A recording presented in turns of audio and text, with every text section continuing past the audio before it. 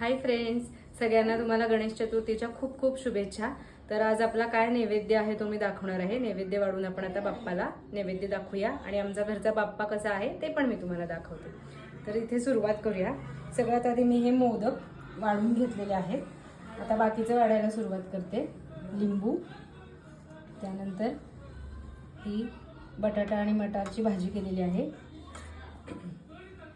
काकडीची कोशिंबीर, तर ही साधी पोळी केली आहे। मोदक आहेत त्यामुळे आज साधी पोळी केलेली आहे। ही जरा इथे मी साईडला सरकवते आणि मध्ये आपली वरण भाताची झुणका।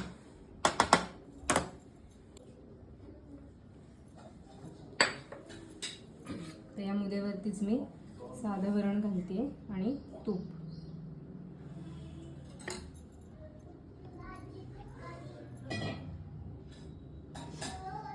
आणि साईडला आपण तळण वाढणार आहे।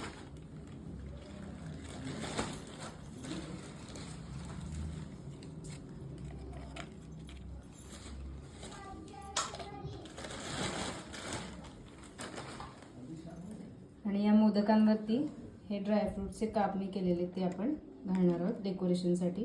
खायला पण छान लागतात आणि दिसायला पण मस्त दिसतात। असं हे आपलं बाप्पाचं नैवेद्याचं ताट तयार आहे। आता हे आपण बाप्पासमोर ठेवूया। आता हे आपण तुळशीचं पान ठेवणार आहोत नैवेद्यावर आणि बाप्पासमोर मी नैवेद्य दाखवते।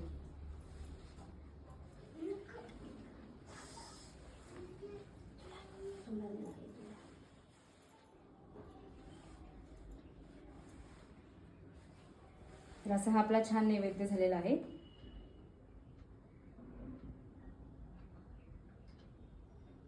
आणि हा आहे आमच्या घरचा बाप्पा।